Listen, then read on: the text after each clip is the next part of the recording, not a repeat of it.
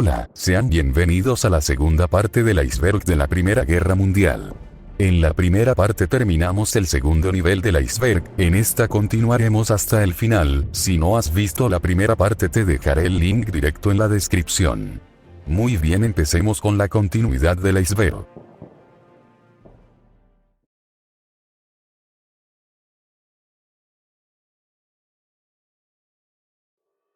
El primer derribo aire-aire registrado en la historia, ocurrió en el 5 de octubre de 1914 en Lery, Francia, cuando dos pilotos franceses despegaron su aeroplano Vosin 3, atacaron un puesto de avanzada alemán donde apenas se estaba construyendo un aeródromo para dirigibles. En el regreso el piloto Franz avistó un avión de reconocimiento alemán. Quinault, que era el artillero del Vosin francés, abrió fuego contra el avión alemán, pero este respondió con disparos del rifle Mauser, acertando a la ametralladora averiándola totalmente. Quinault decidió responder con la pistola que tenía, impactando al piloto alemán que debió de hacer un aterrizaje forzoso. Sin embargo, el artillero alemán logró acertar un disparo a Quinault en el hombro, llegando herido a la base. Finalmente Quinault perdió la vida. Sin embargo, Quinault fue el primer soldado en derribar un avión enemigo en la historia, pero tristemente murió sin saberlo. En 1916, días antes de la batalla del Somme, un avión de reconocimiento alemán logró observar unas piezas gigantes metálicas tras las trincheras británicas. Cuando se le preguntó a un oficial británico capturado sobre los supuestos artefactos metálicos ingleses, con el fin de no revelar el nuevo invento inglés, respondió: "Oh, solo son unos inofensivos tanques de agua". Tras esta declaración los alemanes se creyeron la versión del oficial. El oficial inglés respondió esto porque la inteligencia británica le había nombrado como tanque al vehículo ya que almacenaba a los soldados de las ametralladoras enemigas. Sin embargo, esta palabra no se tenía planeado usar en estos vehículos. Fue cuando los alemanes le empezaron a decir tanques, tras la declaración del oficial inglés. El arma que causó más bajas en el conflicto no fueron las ametralladoras, tampoco los gases tóxicos, y ni los alambres de púas. El arma que causó más bajas fue la artillería, causando 4 millones de víctimas mortales entre soldados y civiles. El cañón París o el cañón del Kaiser fue un obús gigante de artillería, que dichos proyectiles podían impactar a París, de ahí su nombre. El cañón París entró en servicio el 23 de marzo de 1918 al 10 de agosto del mismo año. El cañón París fue el primer cañón que dichos proyectiles pudieron llegar hasta la estratosfera, obligando a los artilleros a calcular la rotación de la Tierra. A pesar de su potente calibre y distancia, este cañón no podía hacer más de 3 disparos por día ya que era muy costoso y perdía mucha precisión, solo logrando impactar a una iglesia cerca del río del Sena y dañar la parte inferior de la Torre Eiffel. Manfred von Richthofen, o conocido como el Barón Rojo, fue el mejor piloto de la Gran Guerra tras haber realizado 80 derribos confirmados. El Barón Rojo entró en la infantería alemana en 1914, pero decidió salir de ahí, ya que las condiciones de las trincheras para él eran aburridas. Así que se unió a la aviación, convirtiéndose poco a poco en el mejor piloto de Alemania. Se le llamaba Barón ya que normalmente no acababa la vida de los pilotos rivales, sino que tras dañar su avión los dejaba ir. Y rojo ya que desde que le entregaron su casa a Albatros, lo decidió pintar de rojo, para resaltar entre sus compañeros. El Barón Rojo murió el 21 de marzo de 1918 durante la ofensiva del Kaiser, mientras perseguía a un caza enemigo a baja altura. El Barón Rojo fue impactado por una bala desde tierra, y aterrizó herido en un campo de cultivo. Cuando llegaron los soldados ingleses a inspeccionar el avión, el Barón Rojo aún seguía con vida junto con un perro que llevaba como compañero de vuelo. Los británicos rápidamente lo sacaron de la cabina, y llamaron a un médico. Sin embargo, murió mientras era atendido. El Barón Rojo fue despedido por los ingleses y con todos los honores. Hasta hoy en día no se sabe quién fue el responsable de acabar con el Barón Rojo. Desde aquel día sigue siendo un misterio.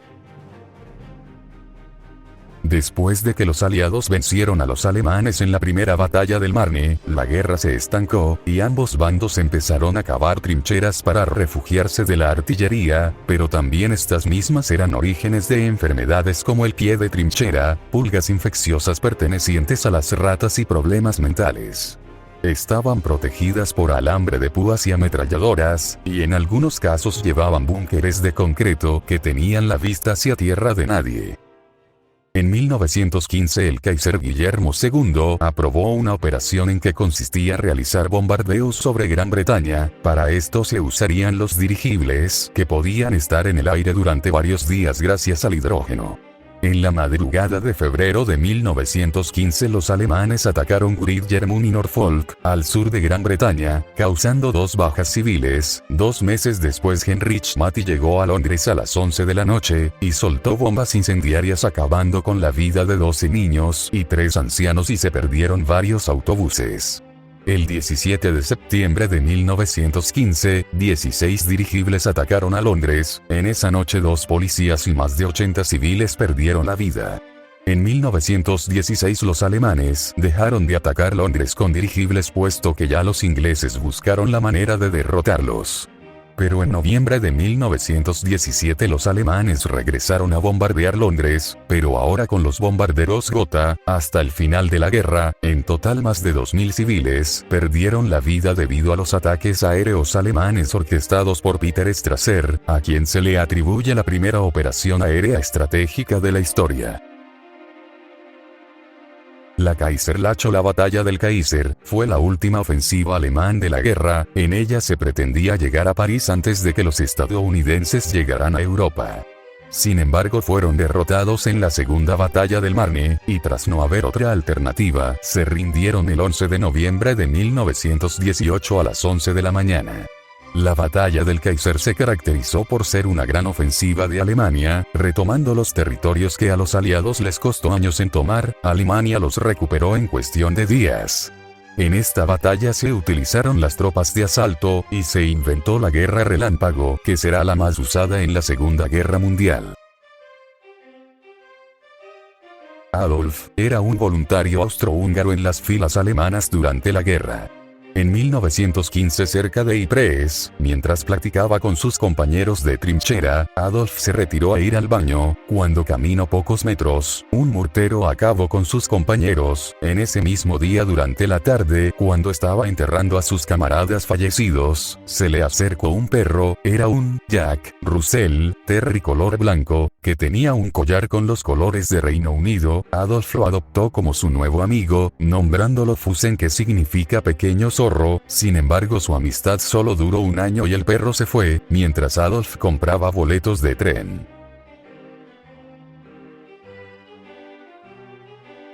Henry Tyndall fue un soldado británico que luchó durante la Gran Guerra. Durante la Kaiserlache, se encontró cara a cara con el herido Adolf. Henry le apuntaba con su Enfield, sin embargo no disparó, y dejó que Adolf se marchara. Años después se arrepintió de no haber jalado el gatillo en ese momento. Durante la batalla de Gallipoli, los australianos y los otomanos se enfrentaron con rifles y ametralladoras. Muchos eran los disparos que incluso las balas empezaron a impactarse entre sí. Durante la guerra, las madres británicas le daban a sus hijos que iban a la guerra una Biblia como una bendición divina. Sin embargo, algunas Biblias salvaron la vida de los soldados. ¿Coincidencia o poder divino? La gripe española surgió en la Primera Guerra Mundial, debido a las condiciones inhumanas en las trincheras. Tras acabar la guerra, los soldados regresaron a casa contagiando a sus familiares, dejando a millones de fallecidos. La tregua de Navidad fue un alto el fuego entre soldados alemanes y franco-británicos, esto con el fin de celebrar la Navidad en paz. Las tropas intercambiaron regalos e incluso jugaron un partido de fútbol donde los alemanes ganaron 4-3 a los británicos. Sucedió el 24 de diciembre de 1914 y los combates se reanudaron el 26, sin embargo hubo lugares donde los enfrentamientos se reanudaron hasta febrero. Les pido una disculpa por no poder acabar el iceberg, pero la verdad es que disfruto haciendo esto y me pongo a investigar más, añadiéndole contenido al iceberg. Muchas gracias porque ahora somos 4 suscriptores, sí ya sé que no son muchos, pero déjenme decirles que mientras haya una persona que disfrute mi contenido me pone muy feliz.